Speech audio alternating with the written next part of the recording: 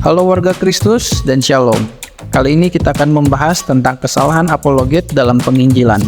Apa saja kesalahan dalam berapologet dan efektifkah penginjilan berapologet? Namun, sebelum pembahasan, jangan lupa di-subscribe dan tekan notifikasi loncengnya agar mendapat info video terbaru dari kami. Oke?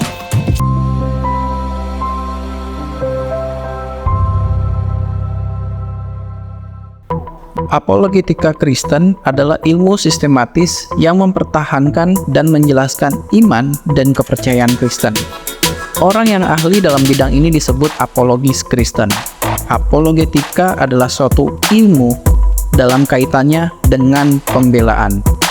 Tetapi sekarang ini penginjilan dengan menggunakan metode apologet disalahgunakan dengan penginjilan sambil mempersalahkan keyakinan lain, bahkan menjatuhkan orang lain yang akhirnya senang melihat orang jatuh.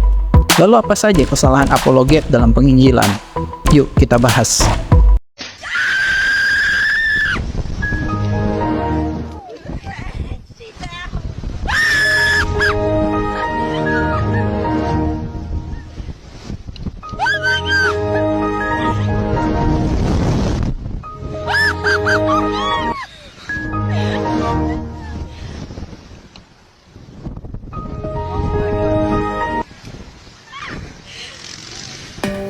Tidak pada tempatnya.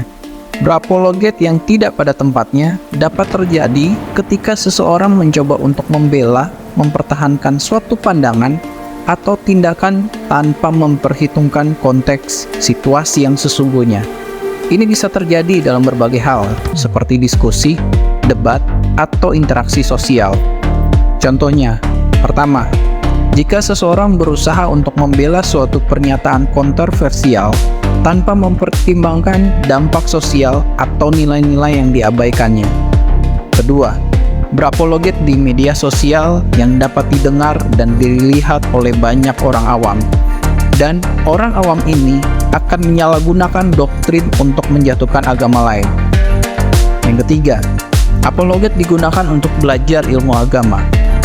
Bahkan, banyak sekolah atau komunitas apologet didirikan oleh orang yang bukan dari latar belakang pendidikan teologi. Coba bayangkan, orang yang tidak berpendidikan membuat kelas apologet.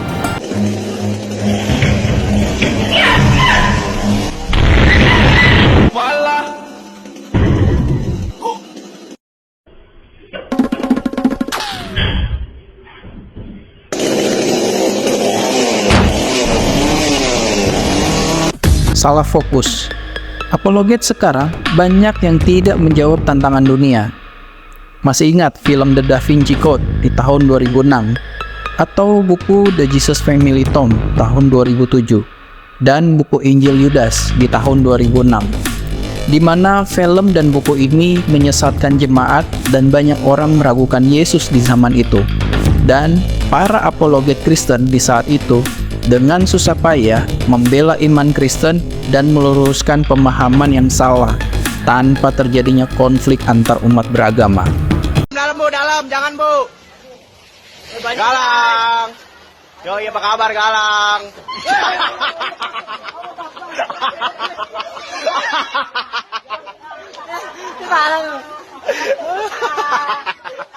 Dasar yang salah.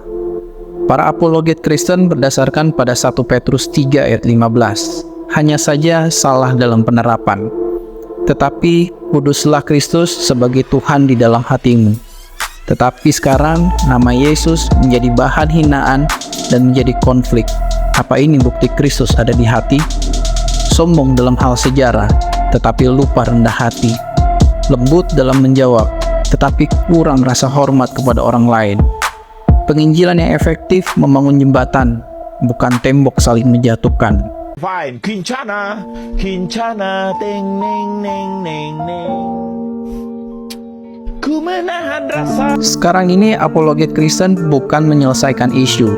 Justru apologet sekarang membuat isu dan perpecahan yang mengakibatkan nama Yesus yang menjadi bahan hinaan agama lain. Fokus apologet sekarang hanya suka beradu argumentasi, bukan berfokus pada keselamatan jiwa. Situasi sekarang semakin kacau. Apa yang harus kalian perbuat, wahai para apologet pintar? Jika kalian punya solusi, tulis di kolom komentar. Sampai di sini dulu pembahasan tentang kesalahan apologet dalam penginjilan. Tuhan Yesus memberkati dan keep on fire.